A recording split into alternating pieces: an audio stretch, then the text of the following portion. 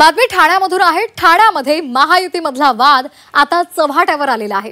ठाण्यामध्ये भाजप आणि शिवसेनेमध्ये राडा झालेला आहे। भाजपचे माजी नगरसेवक त्यानं शाखा प्रमुखाला मारहाण केली आहे। बीएसयूपी सदनिकेवरून सेना आणि भाजपमध्ये श्रेयवाद रंगलेला आहे।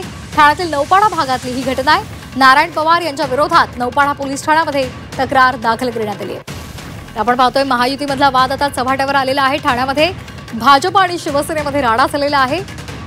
भाजपच्या माजी नगरसेवकानं शाखा प्रमुखाला मारहाण केली आहे। या संदर्भात अधिक माहितीसाठी आपण आमचे प्रतिनिधी शुभम कोळी यांच्याशी बोलणार आहोत। शुभम कोळी, काय नेमकं प्रकरण आहे? महायुतीमधला वाद चव्हाट्यावर आलेला आहे, मारहाण सुद्धा झाली आहे।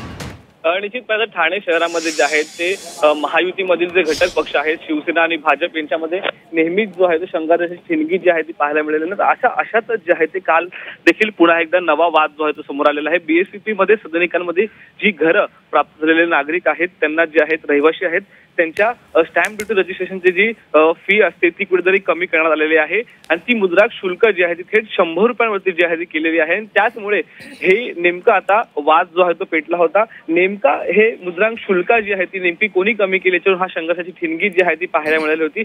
एका ठिकाणी पाहिलं तर भाजपने जे आहे ते काल जल्लोष साजरा केला होता आमदार संजय केळकर यांच्या माध्यमातून, तर कुठेतरी शिवसैनिकांनी जे आहे ते युवा सैनिकांनी जे आहे ते जल्लोष साजरा करतो। परंतु अशातच जे आहे ते एका प्रभागामध्ये जे आहे ते जल्लोष साजरा करताना एका भाजपच्या नगरसेवकाने जे आहे ते एका शाखा प्रमुखाला कानशिलात लगवल्याने मोठं राजकीय वातावरण सध्या जे आहे ते ठाणे शहरामध्ये पाहायला मिळतंय। काल देखील आपण पाहिलं तर वर्तकनगर पोलीस स्थानका हद्दीमध्ये नौपाडा पोलीस स्थानक हद्दीमध्ये जे आहे ते सर्वच कार्यकर्त्यांनी जे आहे ते धाव घेतली, त्यांनी रीतशीर जी आहे ती तक्रार देखील या प्रकरणामध्ये नोंदवली। त्याचमुळे आता येणाऱ्या काळामध्ये काय पडसाद उमटतात हे देखील पाहण्याचं तितकंच महत्त्वाचं असणार आहे।